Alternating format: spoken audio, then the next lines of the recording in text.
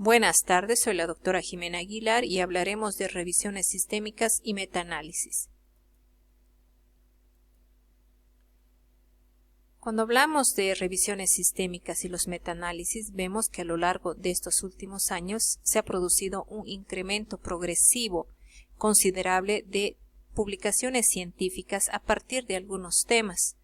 De esta manera ha sido necesaria la realización de revisiones de la literatura médica y en el área de la salud para sintetizar los resultados alcanzados de esas publicaciones científicas en relación a un tema determinado.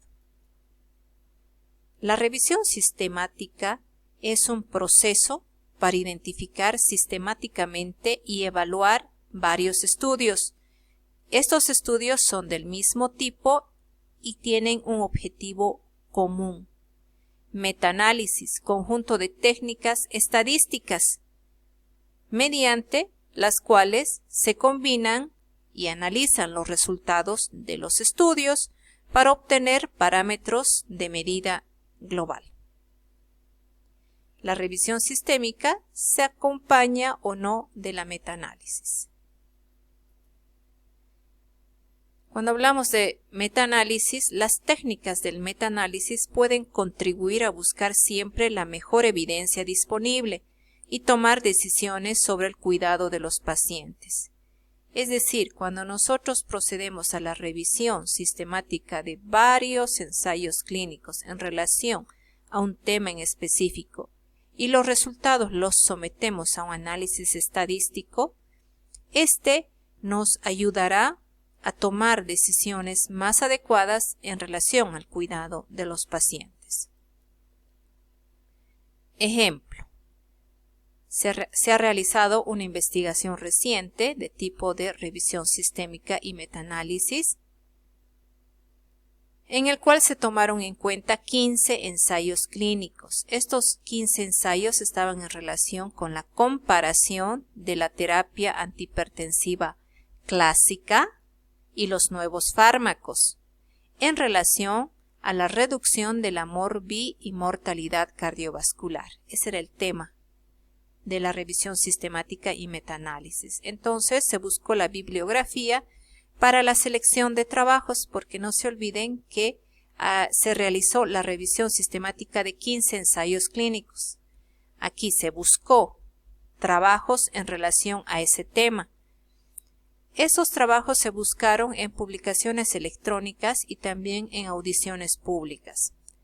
Esos trabajos cumplieron con criterios de inclusión y exclusión. Por ejemplo, estos trabajos o ensayos clínicos tenían que ser aleatorizados con un seguimiento mínimo de 2 años y un tamaño muestral mayor a 100. El beneficio de cada grupo en relación al tratamiento que recibió frente a otro se analizó estadísticamente. Aquí entra el metaanálisis a través del odds ratio, concluyéndose una similar protección cardiovascular para ambas terapias. Entonces, este es un ejemplo de cómo hacer una revisión sistemática con metaanálisis. Los metaanálisis y las revisiones sistemáticas tienen limitaciones. Por ejemplo, el sesgo de publicación, debido a que muchos trabajos científicos no son publicados o aquellos trabajos científicos que tienen resultados negativos tampoco son publicados. O puede ser que haya publicaciones duplicadas o las limitaciones también pueden surgir del hecho de que no se toman en cuenta ensayos clínicos que se encuentran en otro idioma. Tenemos el sesgo de la selección, también es otra limitación, puesto que a veces puede existir dificultades en la claridad del establecimiento de los criterios de inclusión y exclusión. Puede haber también alteración en la calidad de los estudios originales. Puede haber también limitaciones en relación al empleo de técnicas de análisis erróneas. En la revisión sistemática y el metaanálisis tenemos etapas. Estas etapas son muy importantes. La primera etapa hay que establecer la pregunta que se desea responder y razones para ello. Aquí hay que tener mucho cuidado con las preguntas de investigación. Aquí difieren un poco y ustedes lo tienen en el artículo que les facilité qué características debe tener el establecimiento de esta pregunta. Debe establecerse de forma lo más clara y concisa posible. El segundo paso o etapa, la cuantificación de los efectos, las medidas que van a utilizar para medir el efecto de interés en función del tipo de respuesta a estudiar y el diseño de los estudios revisados. Así, por ejemplo, si la respuesta es binaria, esto quiere decir enfermedad en relación a la no enfermedad o la muerte en relación a la supervivencia, las medidas de efecto utilizadas para la cuantificación podrían ser la diferencia de proporciones, el riesgo relativo o el odds ratio que mencionamos anteriormente. La tercera etapa es la localización de los estudios de investigación. Se debe realizar una búsqueda objetiva de trabajos originales sobre el tema, que ustedes van a hacer la investigación tipo revisión sistémica o metaanálisis, ¿no? Estas pueden encontrarse en bases de datos electrónicos, donde se especifican las búsquedas detalladas en revistas relacionadas. También hay que buscar la literatura gris, que son trabajos que no se han publicado en revistas o que no han sido indexados. Esto es muy importante porque la exhaustividad y el rigor de la búsqueda determina en gran medida la calidad y validez de los metaanálisis. La cuarta etapa son los criterios de inclusión y exclusión de los estudios. Hay que definirlos muy bien. Por ejemplo, en los anteriores ensayos clínicos dijimos que los ensayos clínicos tienen que ser aleatorizados, con 2 años de seguimiento y con la muestra mínimo de 100. Esos eran los criterios. Entonces, aquí hay que tomar en cuenta también la importancia de esto. Los investigadores deben establecer cuáles de los trabajos recuperados serán incluidos, es decir, qué trabajos de investigación, ensayos clínicos van a ser tomados en cuenta para la revisión, para la realización de su trabajo de investigación. Entonces aquí hay que elaborar una lista de esos criterios de inclusión, que no son los mismos, por favor, que los criterios de inclusión del trabajo de investigación que realizamos el año pasado. Aquí hay que establecer los criterios de inclusión de los trabajos que van a ingresar en nuestra revisión sistémica o metaanálisis. Los criterios de selección utilizados, por ejemplo, deben ser el tipo de diseño de los trabajos. Por ejemplo, dijimos el trabajo será aleatorizado. Entonces hay que buscar trabajos de investigación y ensayos clínicos aleatorizados. El tamaño muestral, por ejemplo, ensayos clínicos que tengan una muestra mínimo de 100 o de 200. La exhaustividad de la información que presentaron o la comparabilidad en la definición de los factores de exposición. Es decir, tiene que haber una coincidencia también en cuanto a la definición de algunas variables.